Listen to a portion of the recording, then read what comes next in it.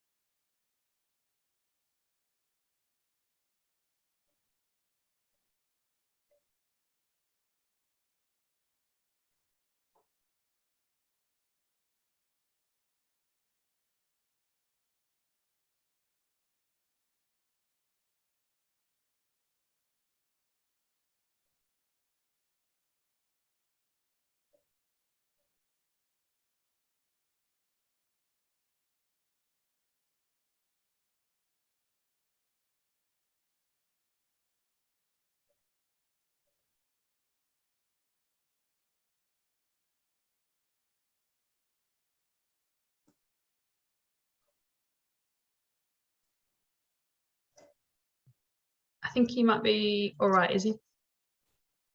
Cool, okay, we will get started. So my name is Izzy and I use she, they pronouns. I'm joining you guys from the land of the Whadjuk Noongar people in Boorloo, WA. I'm a young person of Asian descent with tan skin and dark brown, black hair and a septum piercing, and I'm wearing a blue and white striped shirt. I'm proud to be your guide for this webinar, and I'll be helping facilitate this important discussion on inclusion in childhood. Next slide. Thank you. So before we begin, I'd like to acknowledge that even though we're meeting virtually, so I'm meeting from the lands of the Whadjuk Noongar people. Here at CYDA, we would like to acknowledge the traditional custodians of the land on which we work, live and play. We pay deep respects to elders past, present and emerging, and acknowledge that sovereignty was never ceded. This always was and always will be Aboriginal land. It's also important to acknowledge that there is no justice without First Nations justice. I'd like to encourage everyone watching to pop in the chat what lands they're joining from.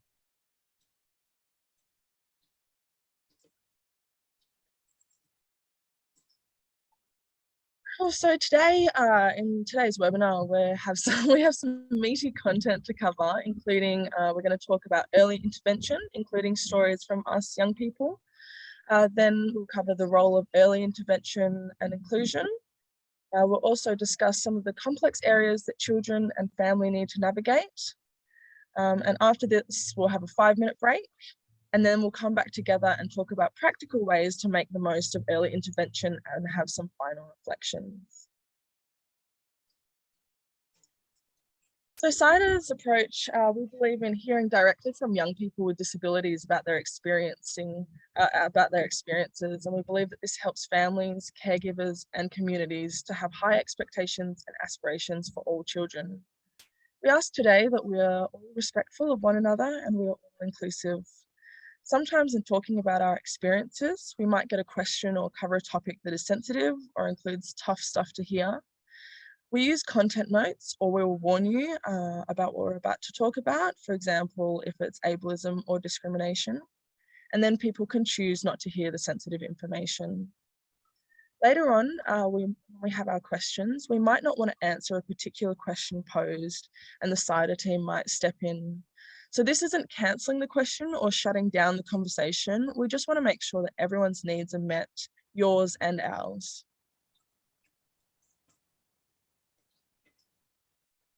So each panelist will introduce themselves, but today we have with us young people, so Xander, myself, Izzy, and Olivia. And from the CYDA team, we have Sue, Miranda, and Maddie.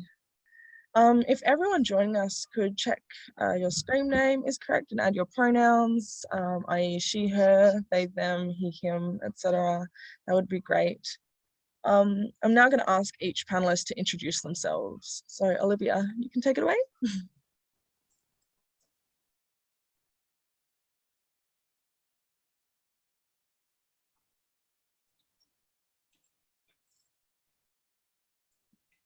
Sure, not a worry. Hello, everyone. My name is Olivia Beasley.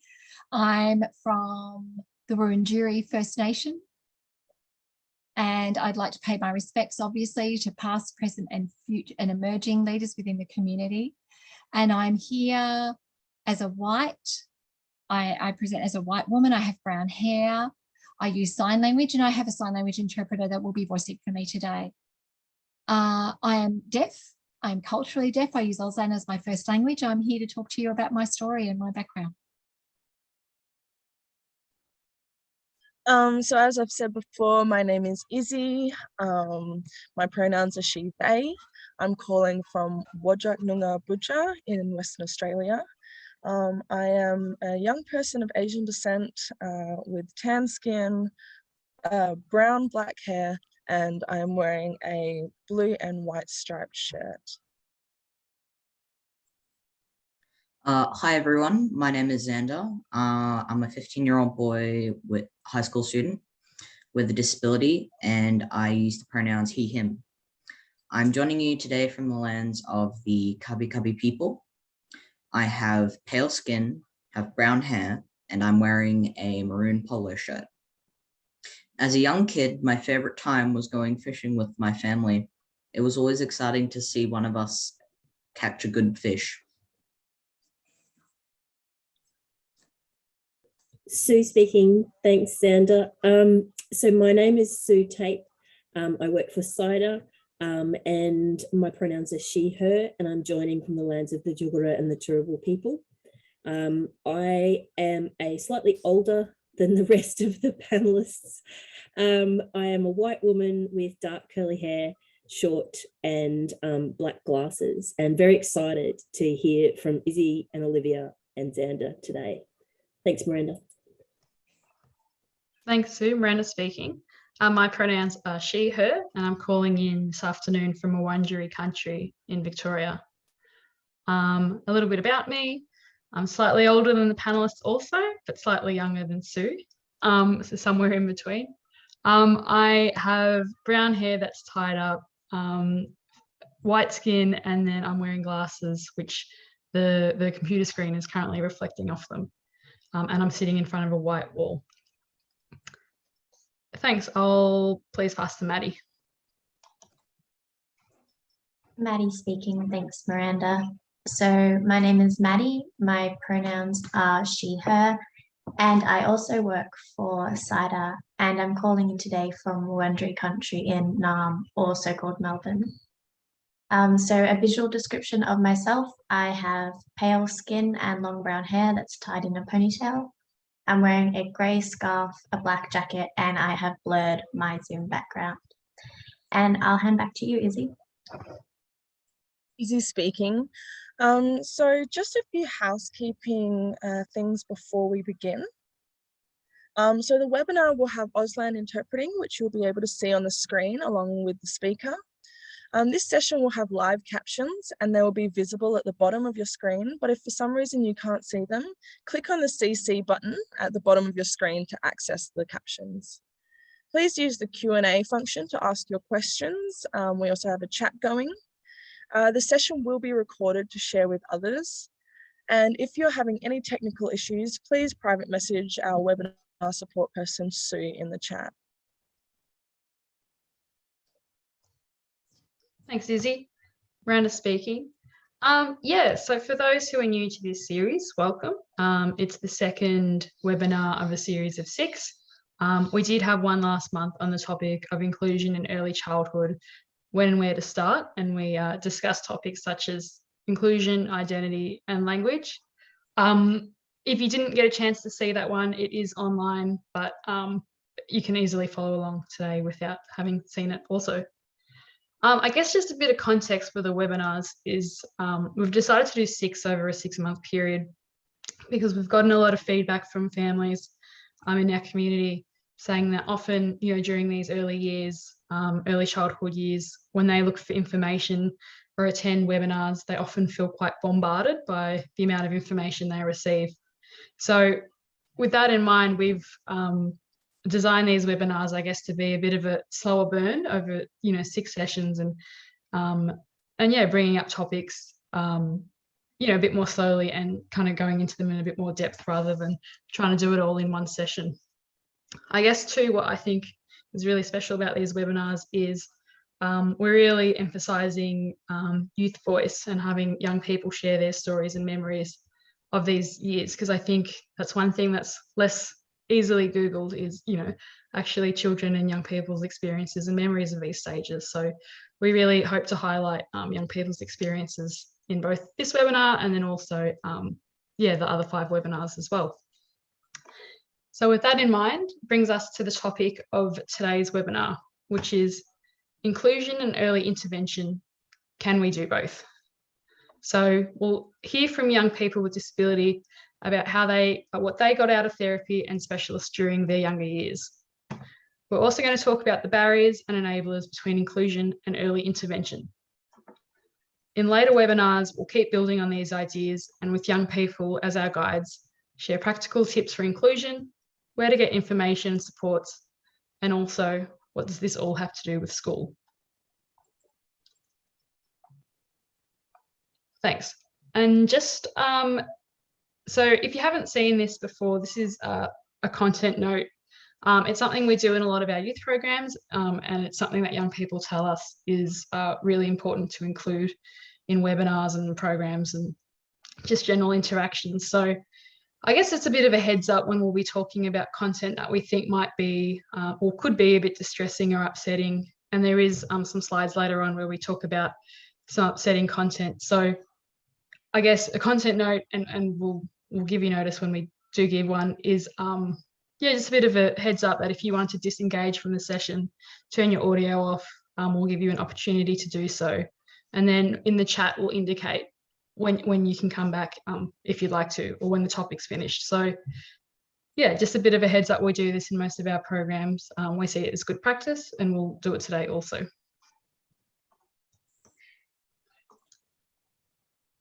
Thanks, and I'll pass to Xander. Hi everyone, we're now going to move on to part 1. So what do we mean when we use the words early intervention? Early intervention could be doing things as early as possible in order to achieve the best result or outcome. Or it could be about identifying and providing effective early support and solutions to children and young people who are at risk of poor outcomes. For a young child, early intervention naturally involves their family or caregivers. So, what is effective early intervention? It's all about working to be proactive and productive with addressing challenges and needs early, with the child at the center, with the whole family. Let's talk about types of early intervention that children and families might be offered or seek.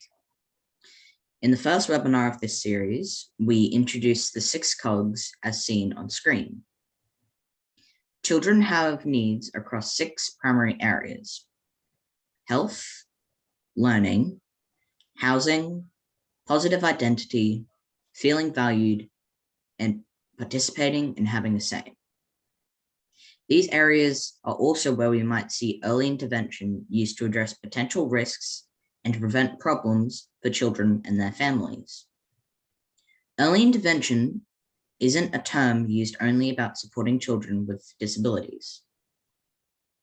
Types of early intervention can include education and support at a family level, peer support networks and online support, place-based programs, involvement of specialists, age-appropriate measures or assessments, and crisis and emergency networks. The worksheet for this webinar includes a full list and more examples. A link to the worksheet is going to be posted in the chat. You might also like to come back to this worksheet to jot down some of your ideas or thoughts on types of early intervention. It might also help you to look at the range of options available to children and families in your community. So let's put this into context with some examples. Providing an easier and safer way to access a building or vehicle doesn't mean someone doesn't have the right to be in that place. Adjustments made to an environment, a place, or an activity means that more people can participate in their community. A ramp can help a multitude of people. Providing supports or problem solving, an easier way to do something, is a good thing. Children develop at different speeds and in different ways. Communication is the classic example.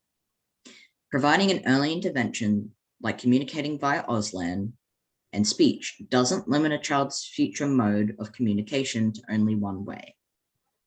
Providing a high-tech means of communication, i.e. an iPad, doesn't mean a child will never communicate verbally. Getting support and therapy to problem-solve techniques or hacks to make life more straightforward and less difficult is one of the roles of early intervention. For example, the use of a spoon. An OT can problem solve with a child's hand grip so that using a spoon is less tricky and messy, and this can lead to food being more interesting and enjoyable for the child and the family. Another example is a physio can show a small child and family member a safe way to get into the car that supports the child's head, the family member's back, and reduces stress when trying to get in the car and get out of the house. A social story can also assist a child when going for something like a vaccination. It can help settle a child and the parent by providing a template for the family that introduces solutions for other potentially tricky visits. But remember, the problem to be solved is not the child.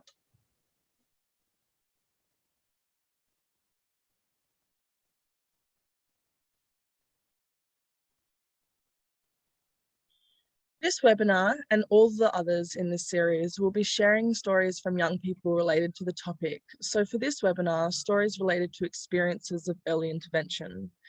I'd like to call on Olivia now to share their story.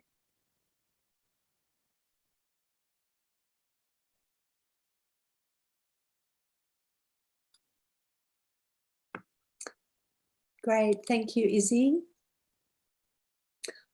I'd like to talk about my experience as a deaf child. I grew up within a deaf family, so my experience is actually quite unique compared to other people who don't have a deaf family and don't have access to our language from the start. I was very lucky to have 2 languages from birth, really. In the early years, I had 2 interventions, and the first of that was speech therapy and audiology. I had hearing aids to help with that. It was funny though, from early intervention, really, I can't remember everything, of course, but what I do remember are a few things, a few situations that have stuck with me through my growing up, particularly my identity, development of that. When I first, well, my early memory of audiology was that I never felt included, really, able to communicate directly with the audiologist because of that language barrier. And I did feel as a deaf person, I wasn't understood, you know, and I was forced to wear hearing aids, those kind of things, to go through that process of getting ear molds. I didn't feel that that was valuable for me. And, you know, it used to be an all-day trip getting from home to the audiologist. My sister would come along as well because she was deaf as well, but it would take a whole day. And I felt that that wasn't, I don't know, it was lost time. It was very frustrating. It was a burden for us. And later, I never used to wear hearing aids anyway later because I didn't ever feel that they were beneficial to me. With the speech therapy, that was a worse experience for me.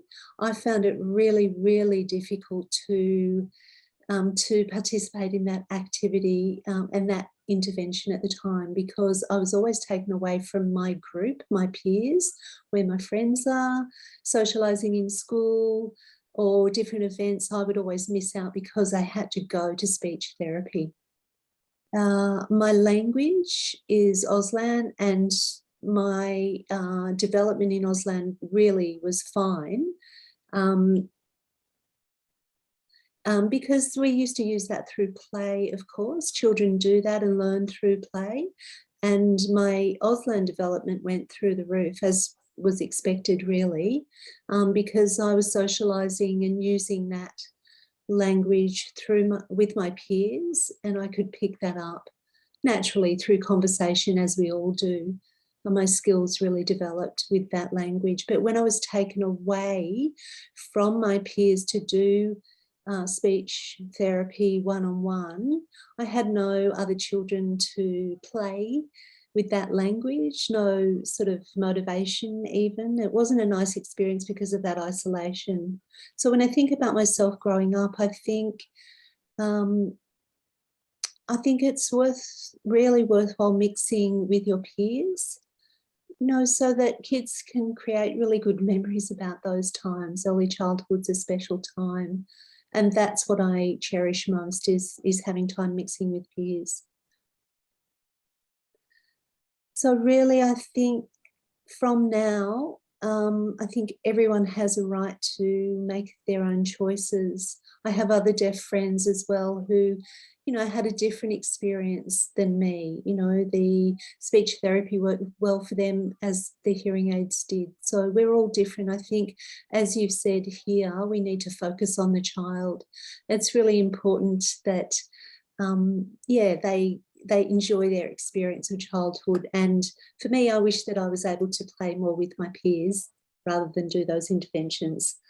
And, having options is really important. Cool. Thank you so much, Olivia, for sharing your story.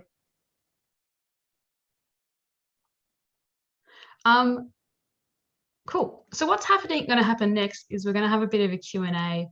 We've got these 3 young panelists. They're ready. They're primed to talk about their experiences. I invite you as audience members now to submit questions for our panelists about their experiences or any of the content we've covered so far. You can do so with the chat function, but there's also a Q&A function. So if you wanted to submit a question anonymously, you can do as well. And while we're waiting for questions to come through in the Q&A, I might ask a follow-up question for Olivia, if that's okay. So talking about, I thought it was really interesting what you talked about. You know, it was interacting with your peers, and that's where you really strengthened your language as you did, because you were communicating with your friends and playing. I wondered, thinking back to your childhood, were there other just ordinary activities that you were doing as a child that I guess incidentally was also supporting your development?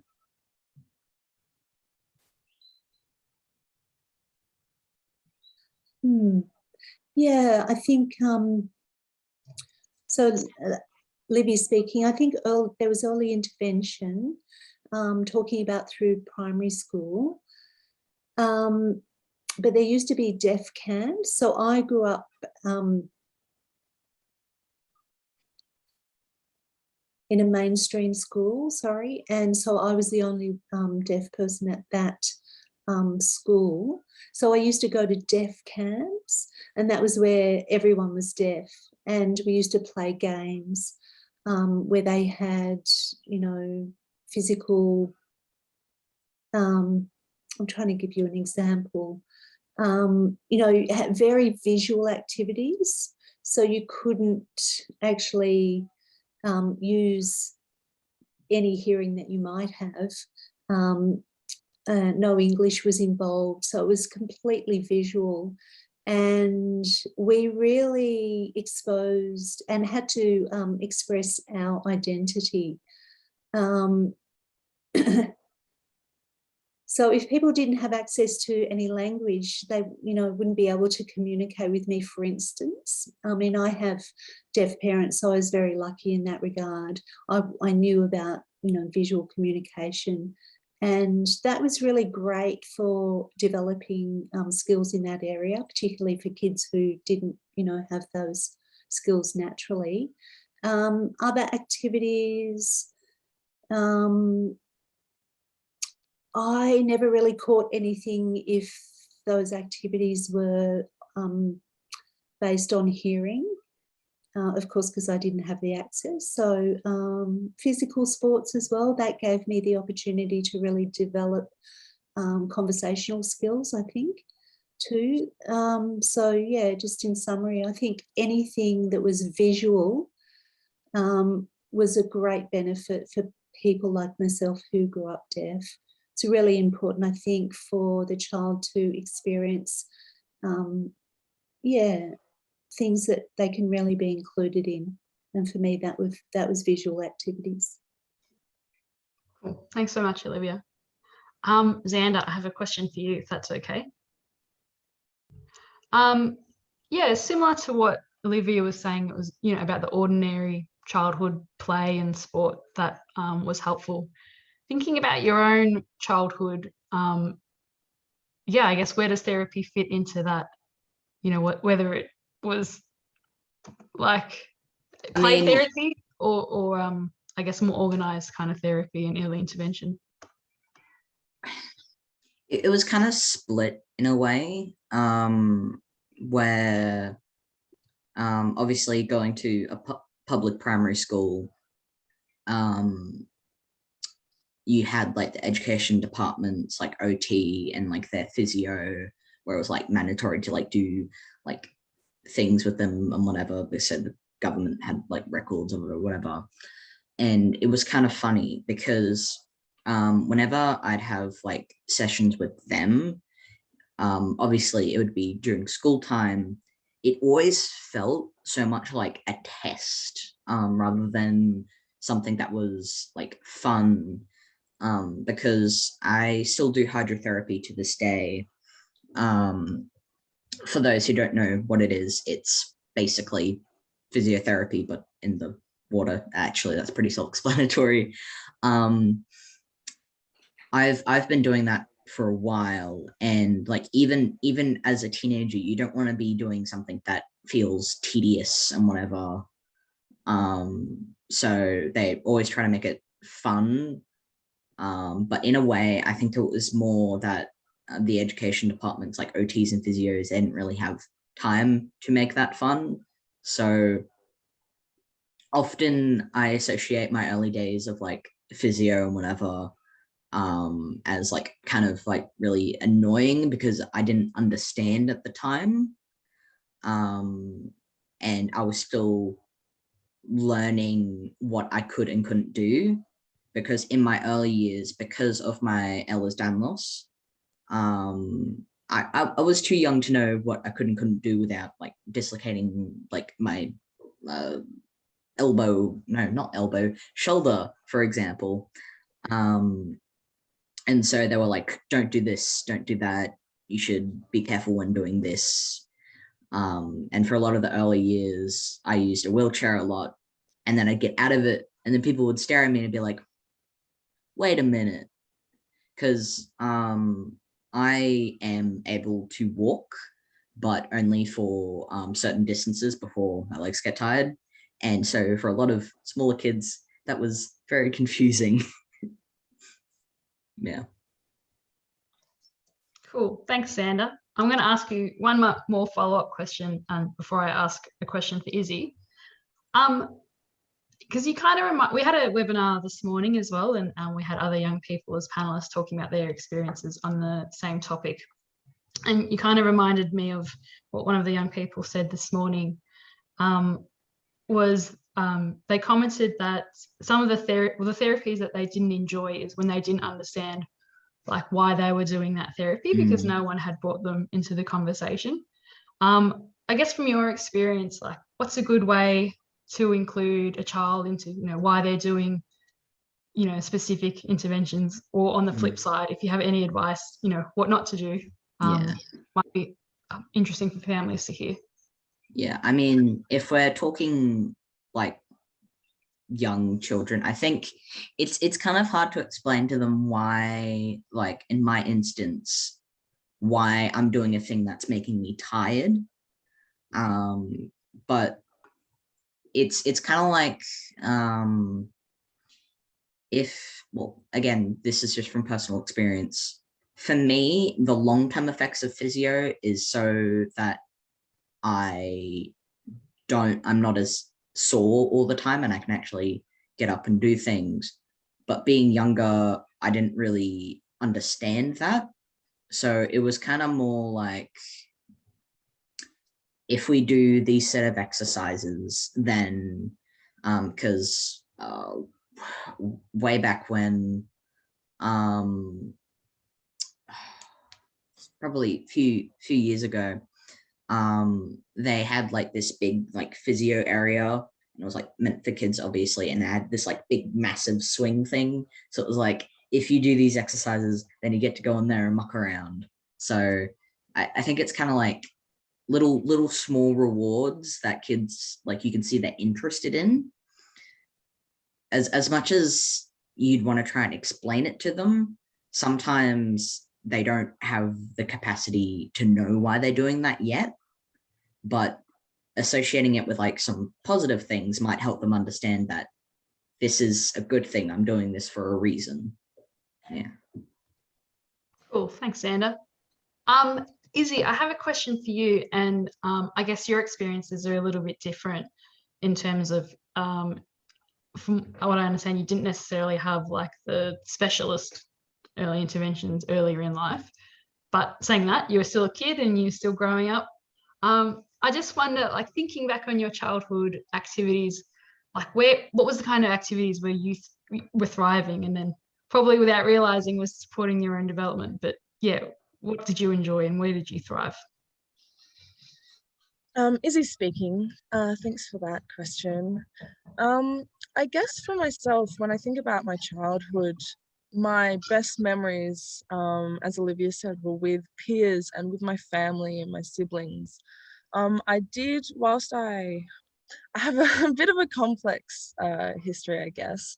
So my experience in early childhood was more psychosocial, and then later in life I was diagnosed with chronic illness, so that's where that more specialized sort of therapy came in. But I did still attend therapy throughout my childhood. And yeah, one of the things I was reflecting on hearing from Xander and Olivia was how I really disliked being taken out of that school environment. You know, all my friends were at school and then I had to go off and go to my therapy, and then I'd come back and it was like I had missed out on all this stuff, which, you know, realistically it's an hour or so. But as a child, you miss out on that narrative of what's going on with your friends. You come back and you're kind of like, what's going on? Like, even if I hadn't missed out something, I still felt that I had missed out. Yeah, and I guess there was something else I wanted to say, but I completely forgot. But yeah, I guess just spending that time with family and friends, and oh yeah, also trusting your young person on their capacity and their boundaries. You know, I remember consistently having to go to therapy. Maybe it was after school and I was exhausted and I really didn't want to go, and I'd put up a fight, but it was like, no, you have to go, we have to keep it consistent, which I understand.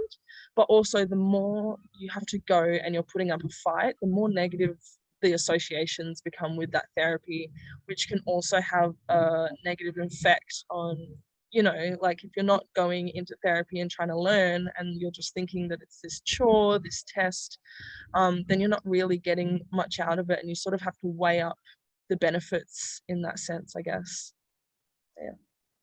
Yeah, cool. Thanks so much, Izzy, and thanks also to Xander and Olivia for their answers to the questions.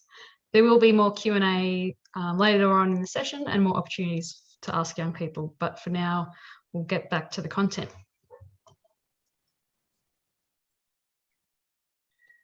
Yep, so Izzy speaking. So now we're going to look at the role of early intervention in inclusion for young children and their families. So we spoke before about finding balance. That was the balance between between early intervention and typical childhood experiences and activities. When we talk about inclusion in early childhood, it can sound a bit stilted or artificial. You might think like, what? I have to schedule in time or find time for inclusion for my child. But no, what we do encourage you to do is look for signposts, the places, the people that can support your vision for your child. We want to be open and honest that sometimes the time and energy involved in bringing up children and supporting young children with disability to maximize early intervention, medical staff, and all that life throws at us can be very overwhelming. The early years of a child's development can impact their entire lives positively. Research tells us that inclusive and accessible early childhood experiences are one of the surest and most sustainable pathways to an inclusive life and all the benefits that brings the child and their family. So there is a bigger balancing act for families and caregivers. We don't say this to overwhelm people, but to be open about the need to support children and their families with this balance. So let's get into some practical ideas around early intervention and inclusion. There are now 4 images on the screen, and we challenge you to think now what is happening in these situations. Is it inclusion or intervention?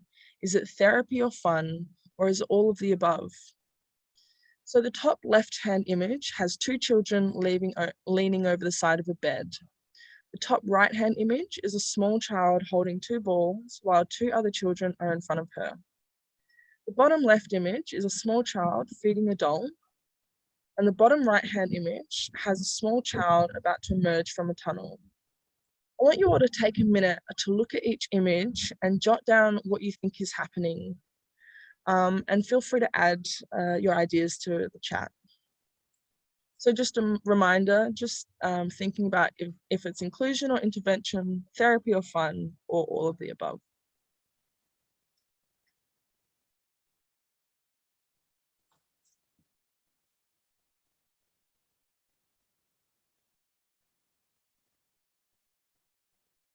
Yep, so Helen said it's all of the above.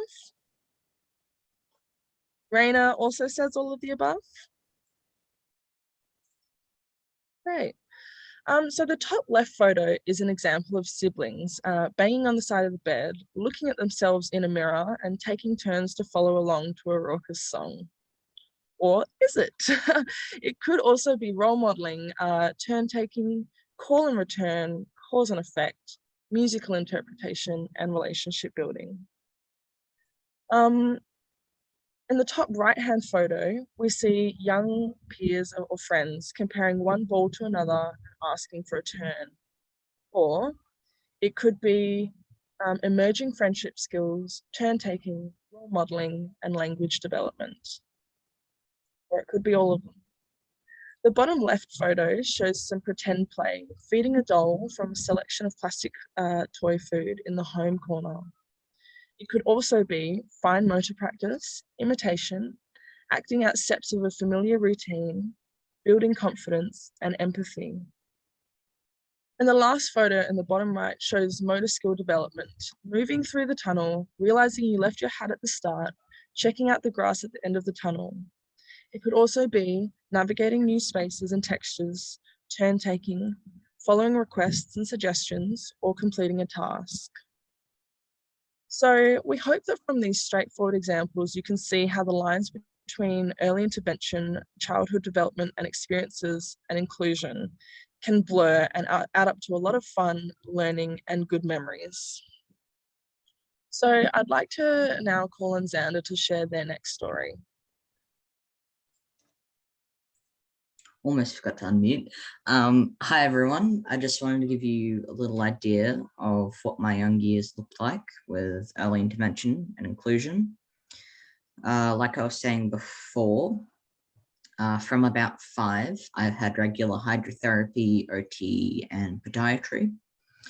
In primary school, I also had to see the education department's OT and physio, which again I mentioned before.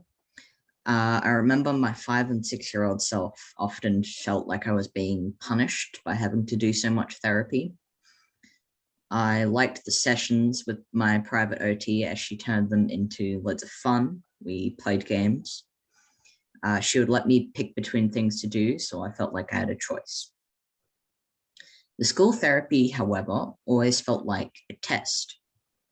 I remember feeling very unhappy, and I'm pretty sure that was because the education department's support just didn't allow time for it to work any differently. Like some of the others were saying before, at school, I was also taken out of class for these sessions, and I often felt very angry being separated from my friends. Usually it was during the fun events, like when it was the end of term and we were watching movies. And for a young person, this was kind of hurtful.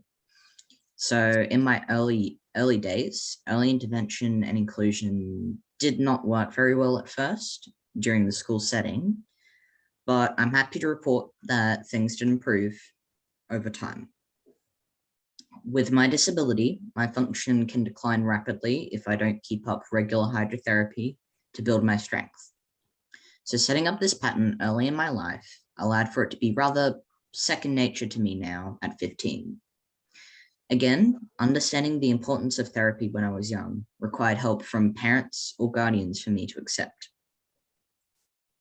Attitudes from those around me regarding my disability when I was younger was mixed. Before I go into this, I'm just gonna say this now. It's a unintentional ableism, but it's ableism nonetheless. So if you don't want to hear it, just mute this. As I was saying, many people in my life, like my grandma at the time, believed that I just needed to do a little bit of physio and I would magically be fixed. They did not really understand the fluctuating nature of my disability or the invisibility of it, especially when I was not using a wheelchair. People would constantly question why I couldn't do something today that I did yesterday, or why I was not able to do something now, as therapy should have fixed me by now. Just the content warning thing, you're good to go now. Not being understood and judged was not great. As a teenager now, I can reflect on how valuable it was when those around me started to take the time to understand my disability and how it affected me personally, rather than continuing to make assumptions. From my experience, there are 4 things that I think are important. Number 1, consider the risk or benefit scale for both physical and emotional well-being on your child when deciding on type and amount of therapy. Number 2, spend time, if it's possible, to find the right therapist who is willing to provide therapy that is age-appropriate and fun for your child. If this doesn't happen, your child will struggle to engage and it will affect any possible benefit overall. Number 3, make sure your child can see rewards regularly. If therapy is providing long-term rewards, make up small little rewards for your child to help them maintain their participation. And finally, number 4, ensure that all therapy has goals, not only about improving functional capacity, but also having a focus on increasing regular inclusion in all aspects of their lives. Thanks so much, Xander. I quickly was scribbling them down. We might have to include them in a future webinar and then pass it off as CYDA's expert advice. Thanks so much for sharing your story, Xander, and to all of you so far. What we're going to do now is take a quick 5-minute break, just to give our panelists a well-deserved break, but then all of us to have a bit of a stretch. So I'm based in Melbourne, which is Australian Eastern Standard Time, and it's 5:45 now. So if you could please join us again at, it's 4:45 now, and if you could please join us again at 4:50 Australian Eastern Standard Time, so 5 minutes. And yeah, I guess I encourage you all in this break to think of if you have any questions ruminating for our young panelists, because we do have another Q&A coming up soon. Xander, Izzy and Olivia, feel free to turn your cameras off and have a bit of a break as well.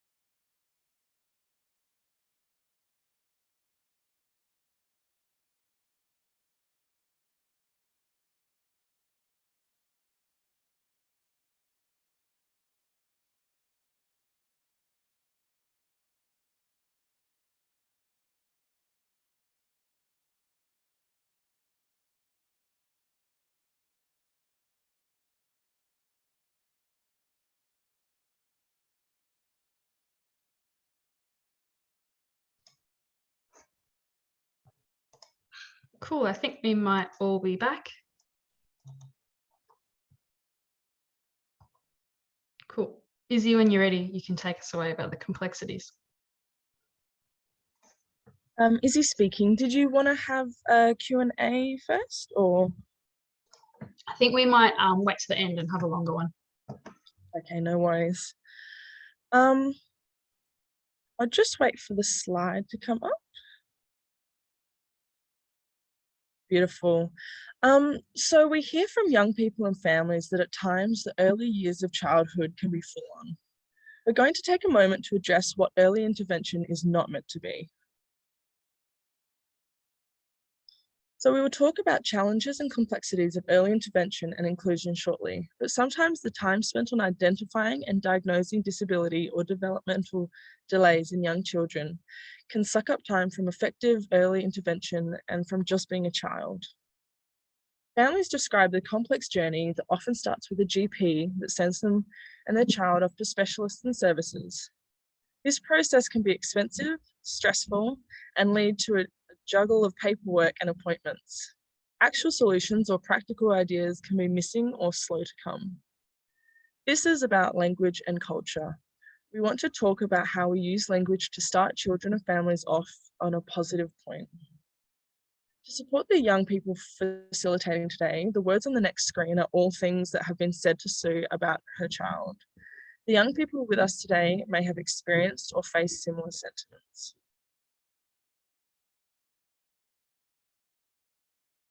So there's a content warning for the next slide.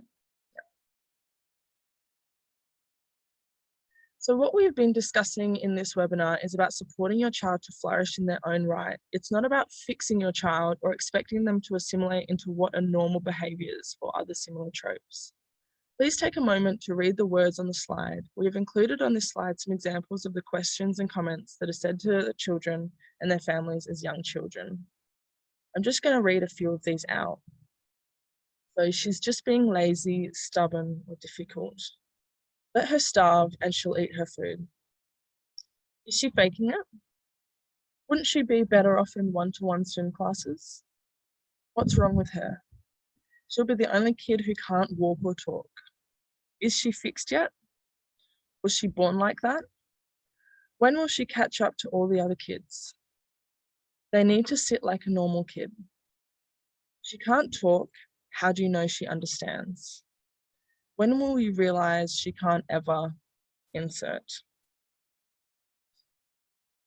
So the overall theme to the comments is ableism. The ableism is rooted in the assumption that disabled people are fixing and defines people by their disability. There is a false assumption that to be a valued member of their community, a person with a disability has to strive to be able to do or demonstrate all the same things that other people can do. This isn't the case. A person's quality of life or role in the community is not diminished because they don't look the same, move the same, communicate in the same way, or even eat the same way. Whether someone needs support for personal care like eating, toileting, getting dressed, or wiping their eyes or nose doesn't define their potential and doesn't limit their opportunities for ordinary things in life.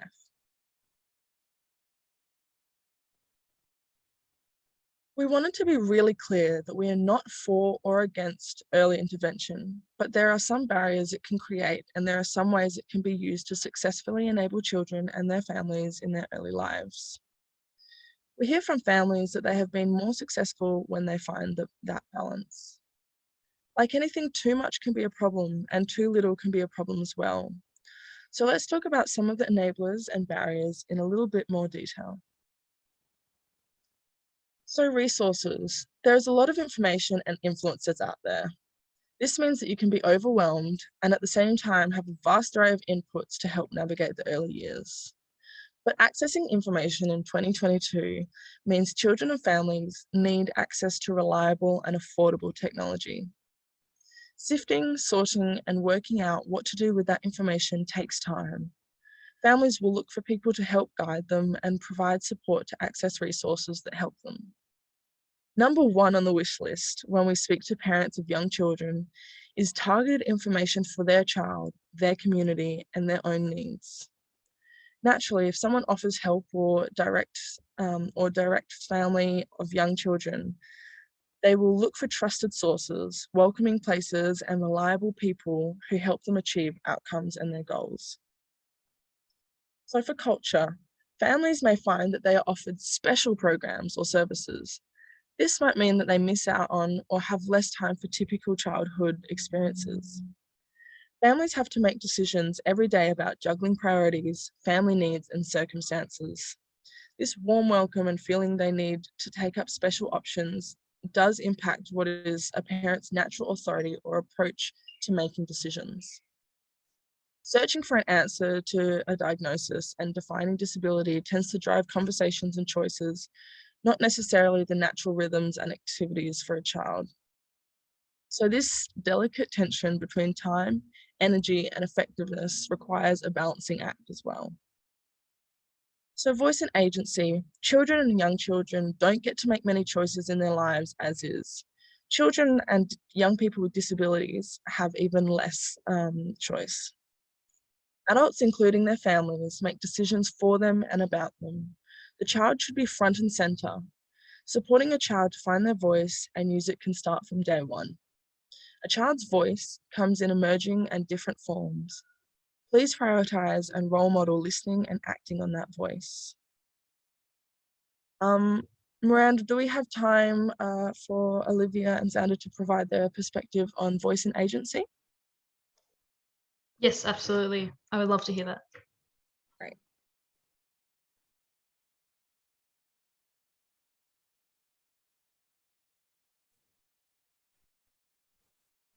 Would Sorry. you like me to start from Olivia? That'd be great. Okay, Libby speaking. I would like to add here that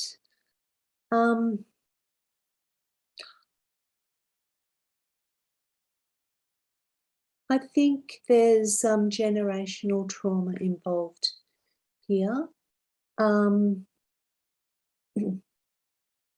I remember, because my mother herself is deaf, but she grew up being an oral person, which means that she spoke English. And she has told me often that teachers would abuse her for not following English appropriately, as what they saw to be appropriate. And my mother would try to let her parents know about that situation, but she was never really heard. Her voice was never really heard. She had to adjust herself to always fit in with other people to be successful. And so when she had me, again and again, she told me that I had to speak about my own experience. I had to voice, regardless of the situation I was in. So I think her experience, allowed me to be able to access more properly what I needed. And my experience was, very different to my mother's. I think, my mother really wanted to, make sure that I was getting the right intervention for what I needed. So the difference between there, and make sure that my voice was heard. Izzy speaking. Thanks for that, Olivia. I just wanted to make a quick note before Xander shares their opinion on voice and agency. Sometimes, I guess, when we talk about voice, we're more talking about that child's opinions and attitudes and their truth and being authentic to their needs. This is often known as voice, but it's also, as we said before, it's important to note that not everyone will actually use their voice. It's just their way of communicating that truth. Xander, would you like to share your opinion? I think in terms of voice for me, it was kind of interesting in the sense that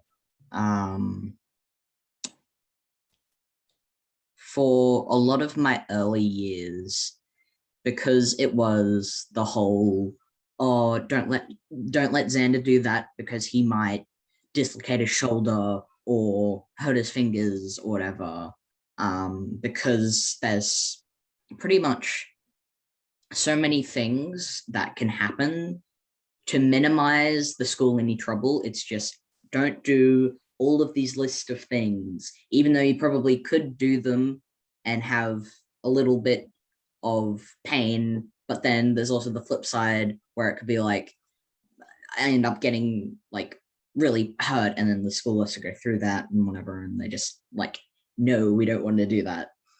But I think it was really annoying because even in my older years of primary school, when I was in year 5 and year 6, because of all the stuff that they'd been told from mum about in the early years, when it was like, don't do this specific thing, because that hadn't been updated in so many years, they didn't realize that as I grew up, because I'm the only one who can understand my body and what I can do, they didn't realize that that changes over time. It doesn't magically just stay the same. Like EDS isn't a thing where it's the same thing every single time. And not having a voice in the early years really annoyed me.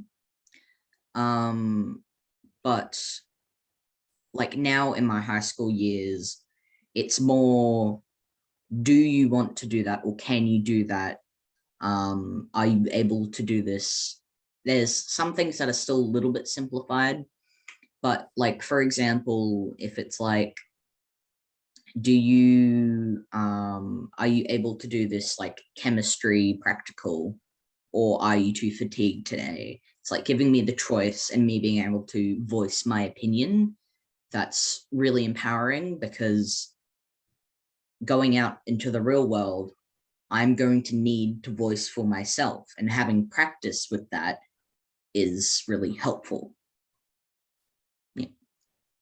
Izzy speaking. I just wanted to speak to Xander's point as well. That's really important, I think, is also having that informed consent. So, you know, if you're asking your child to attend this intervention or this therapy, letting them know why you think it's important, and so they can make that decision for themselves, not just being like, you have to go to this because it will make you better, or you know, sorry, ableism warning. But yeah, just having that informed consent is really important.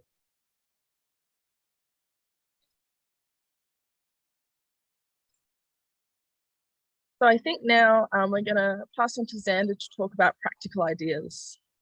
Yeah, sorry. Okay, so just gonna wait for these slides. Okay.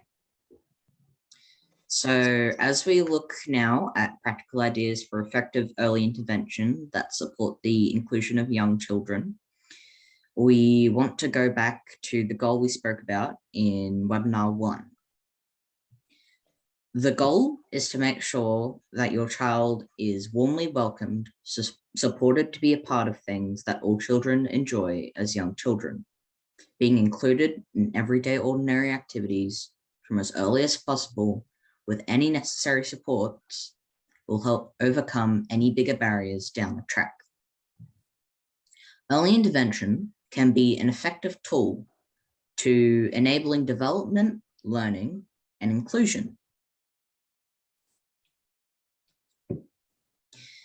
When you're looking at supporting your child's development, there are several areas that you can focus on. Number 1, physical. Number 2, social, emotional, and then communication. All of these areas are interlinked in many ways, and we've included some graphics here to prompt some ideas of where to start. These might be things your child likes, you have at hand, or merely an idea. You'll notice the prompts are graphics of childhood things: a musical instrument, a bike, a spinning toy, ice cream, a tent, a wheelbarrow, a phone, a chair, a beach ball, spade and sand, mobile, as in one of the old landline ones with the weird cable, a playhouse, a keyboard that you play music on, and building blocks. Like the 4 images we looked at earlier, what do you see when you see a ball? Is it something to throw or to catch? Or is it something to share and take turns with? Or is it practicing the word ball, the sign for ball, or the word no? What is possible with a phone? Do you press all the buttons and lift it to your ear? Do you talk about who's on the other end? That the conversation that you'll have will have to end at some point, or that you can't call grandma at 5 a.m., or that during the day we can only text mum or dad as they can't talk at work. Or when you stack some blocks, you can use your whole body or one limb, or you might have to start again if your big brother drives his truck through, and it's okay to ask him next time to take the bypass, or a hand up to tell him to stop. Some of these toys and fun things might be part of early intervention or therapy. We might meet some adults who have some great ideas about how music or water can help us move more freely, so that when we are on land or ready to tackle the swings, we put those ideas into practice. And that the lovely person who makes signs and sounds and repeats them over and over really wants you to use your voice so you can tell them what you want, what you like, and what you want. Some of these graphics might also represent new sensory experiences, like smell, tastes, sound, or textures.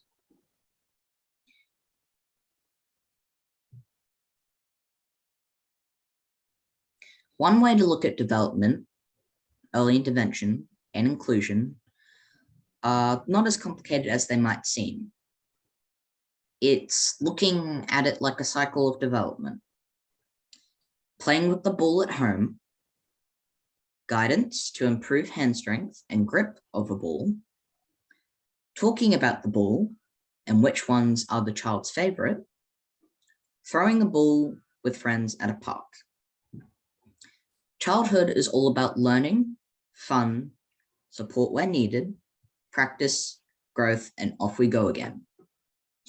You can apply this to any of the areas we talked about before, those being physical, social, emotional, and communication. Let's look at some of the questions to help you get started. What things do you do every day? Where do you do them? Who's involved? What's the goal? What works well now? Who can help? Who has tips or ideas? What do you need from professionals? What resources do you need?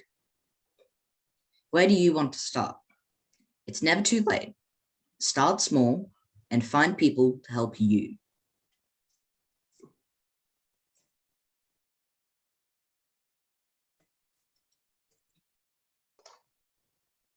Thanks so much, Xander.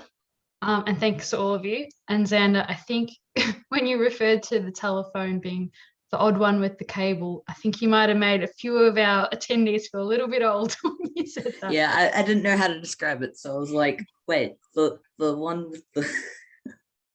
No, that's cool. Maybe we need to get some updated images. Yeah. But I thought that was very funny. Yeah. Cool. Thanks, Xander. So we've got a Q&A again with our young panelists. So I do, again, please encourage you to submit any questions you might have, and you can do so anonymously through the Q&A function if you prefer. Just, Xander, those last couple of points you made it about, where can families start in their home and, with ordinary activities. And I'll throw it to the group, to all three of you, and you can put your hand up if you'd like to answer this. Yeah, do you have any ideas where you think family could start thinking about, these kind of early interventions in their home life?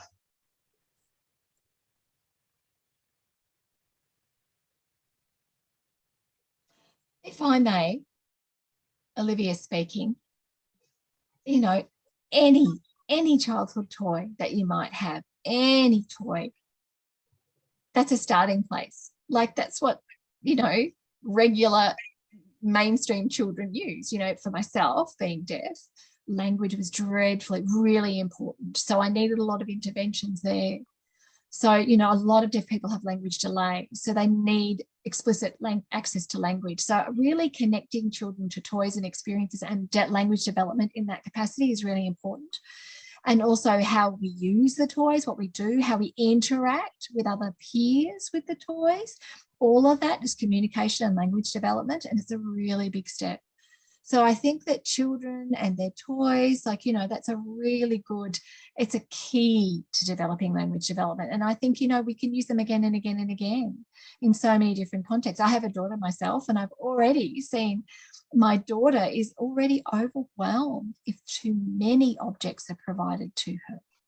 But I think if we use a limited number of toys that we use again and again in different contexts, that's where language experience grows, where you can create discussion and context around the object.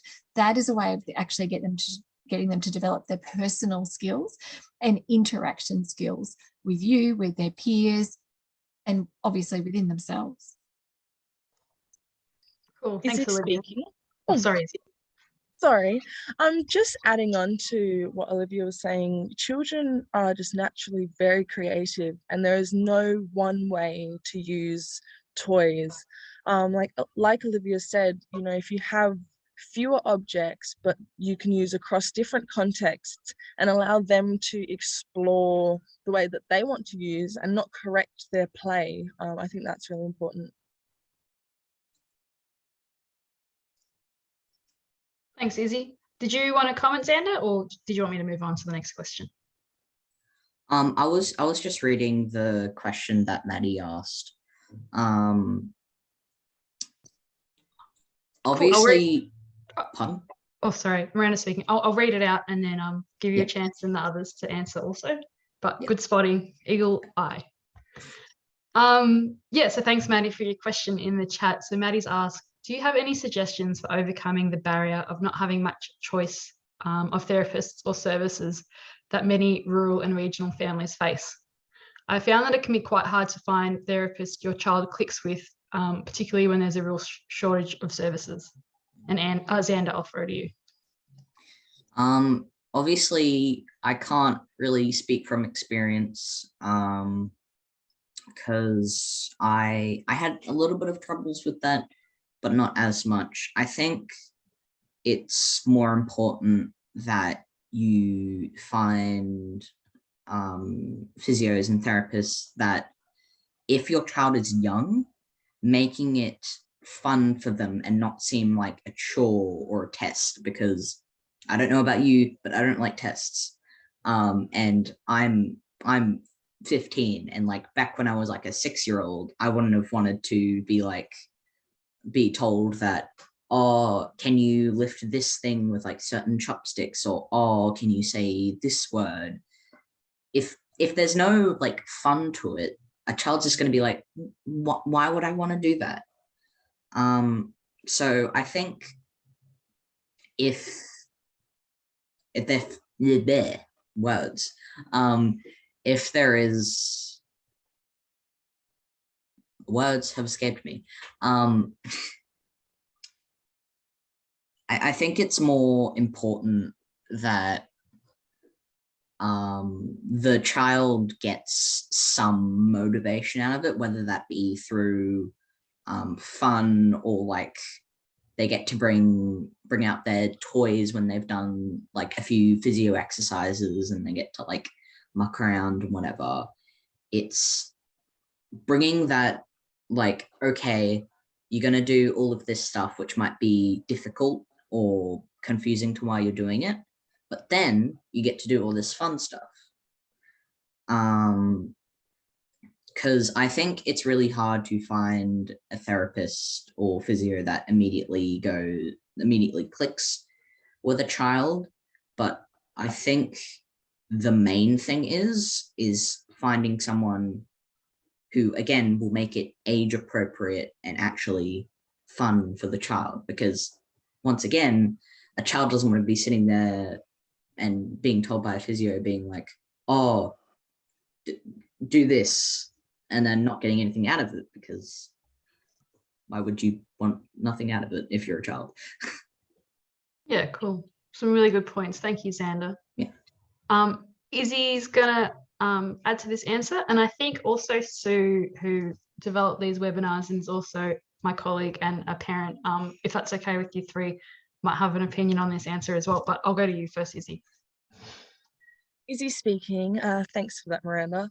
I guess, so like Xander, I can't speak from experience of living rurally or in regional areas, but I guess that it's going back to that balance, and it's looking about maybe adapting that therapy. Like, what could you do at home? Maybe if, you know, if your child just isn't clicking with that therapist, maybe the time with the therapist is more you learning about like things that you can do at home, or them giving you knowledge that you can then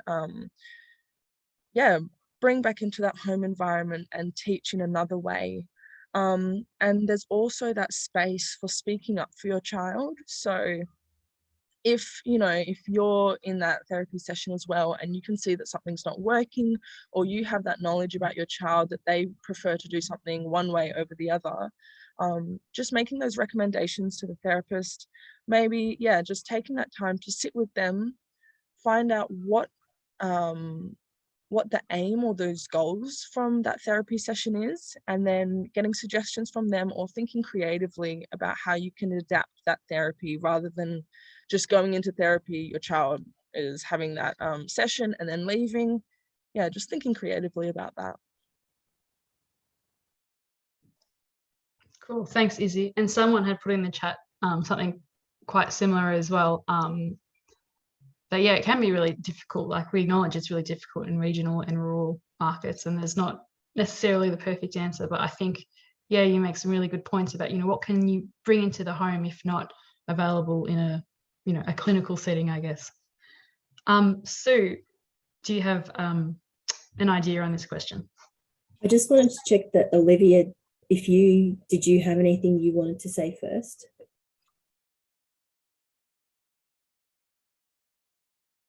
Actually, I think Izzy covered exactly what I was going to talk about, that I think having parents more involved in the activities, really. And so they can kind of internalize that and use those strategies at home. I think that makes a big difference, particularly with kids, I think. Retail. In retail, shopping. For instance, the customer, that word, I think sometimes it's the context too, they talk about clients as well. And I mean, most of it is communicating with the person and just making sure that, they're clear. That's clear. And the customer is always right. So working with them around that. Thank you. I also just want to check, Olivia, that the customer is the person experiencing the service, not necessarily the parent paying for the experience. Important distinction. I just wanted to add for the your question, Maddie Black, about and sorry, I say Maddie Black so that Maddie from CYDA is not jumping, wondering why I'm answering her question. Obviously, in Australia, the lack of supports and services in communities is very challenging for young children and families. So I think there's two parts to it. There's the identification of what supports and services might help children, and then there's delivery. So getting to a specialist, getting to a doctor, and then having access to services that will support and develop the child. So there's two parts to it, but and then that obviously links to whether you actually get any funding, and then you have to find someone to spend it with. So one of the things I wanted to talk about, which we hear from families in rural regional, and remote, is the need to think about your child's interests. And I know Ellen spoke about this in this morning's webinar, where driving a lot of the intervention or the experience off what interests the child. And I think that may create opportunities to look at who can be a therapist. Now, I can understand this will be uncomfortable for any speechies and OTs and physios in the room, but there might be people and places that can actually help you achieve goals that may not be traditional therapists. So if you think about the pool, so Xander's talked about the pool, it's one of my favorite things, and it's definitely a place where our child has absolutely thrived. And that hasn't always been with a hydrotherapist. So we've accessed tips and ideas about what to do in the pool and had some insight, which it would be great if telehealth or whether other digital resources could help you with that. But then a lot of what we learnt in the pool with a professional, I could then do, or other people could then use with my child. So the other thing that over time I found is that also my child wasn't interested in doing some of the activities with me. She was getting a bit tired of me. And so looking to people in your friends, family, trusted supporters who the child might actually be more interested in doing some of those activities with, and providing some variety in that. So I hate to let the government off the hook from needing to really work more on the availability of services and supports, but the reality is that families have to cobble things together to make it work. So I would encourage you to look to your child's interests, beg, borrow, and steal as many ideas from the professionals digitally that you can get access to. Set your goals, talk to your child about your goals, and find people that can help you to put those into play.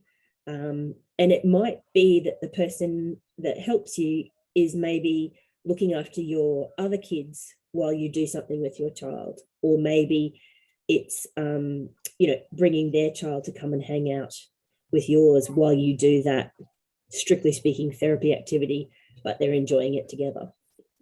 Just a couple of ideas, and I'm sorry to let the government off the hook. Thanks, Sue, for that.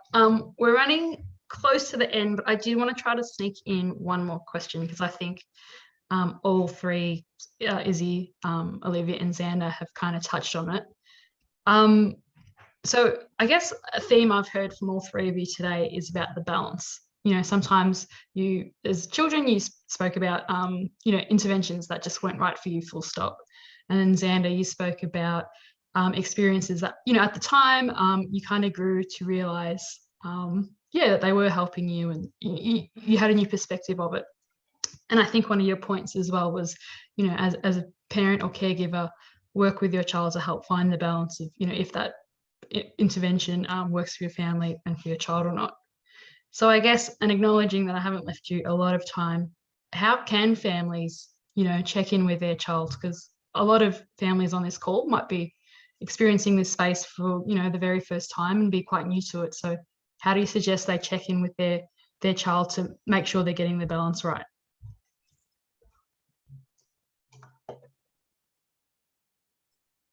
Xander here. I think it's kind of just letting your child know that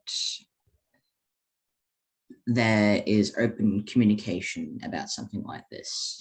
Like, for example, if they're doing, like, even if they're really young, like, it doesn't matter. It's their body. They know how it feels.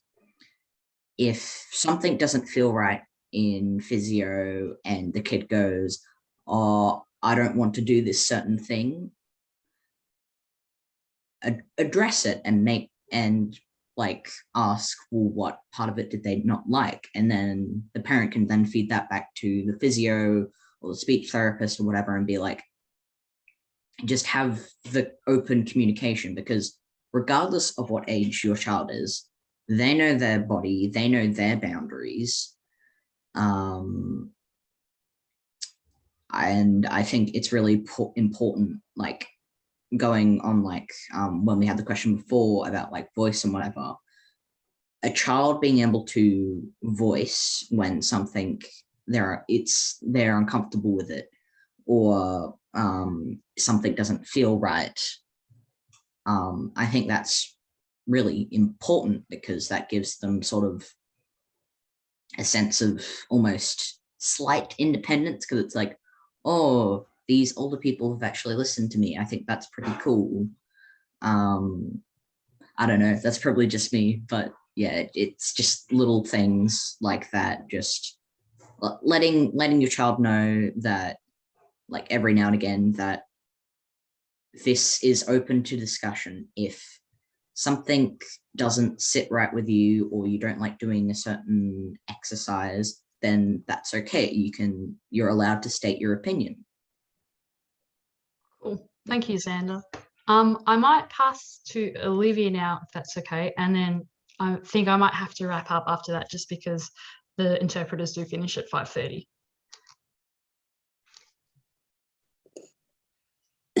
Thank you. Just briefly from me, I definitely agree with Xander. I mean, I think the focus has to be on the child, whatever it is, their, behaviour, their emotions, the environment as well, though. Xander raised about the environment, being taken out of time with the classroom and with, his classmates and stuff. I mean, that's really important. You need to think about the child, what their everyday life is like and what they need. I think giving them options as well can be helpful. If you're, say you could arrive at school at, 8 and have a lunch break, for instance, do that activity in the morning, giving them options so they can participate in the session, but also not miss out on things. I think that's probably empowering for them. If the kids are really young, I mean, they can often be very clever, and yeah, give them choices, give them flexibility. Thanks, Olivia, so much. And I do acknowledge, sorry about my timekeeping, but there was supposed to be a moment for each young person to give their reflection of, some last reflections with families to think about. We've run out of time, but I always think they're some of the best things that come out of the webinar. So if it's okay with you, Izzy, Olivia and Xander, if you had them written down already, we might get Sue to send them around just so families have a chance to read them. Cool. I guess other than that, just to the last slide, Maddie. Just acknowledging that we have covered quite a lot today, and that some of the conversations may have been distressing, and you might leave the session feeling, just some feelings that you weren't thinking that you'd feel coming into the webinar. So we do just encourage you to, please contact supports and services if you need them. Sue will also, I believe, send them around post-session with a bit of a survey, but also feel free to contact CYDA if you're wanting to get in touch with the service or support, or just, have an ear to listen to and you're not quite sure how to do that. We can direct you to the best service. But other than that, I just want to say a huge thank you to our 3 panelists, also to our Kim and Priscilla, our interpreters who have helped us out today. And thank you for coming, and hope to see you at one of the next 4 webinars. Other than that, I'm going to close the session right on 5:30 and say a big thank you.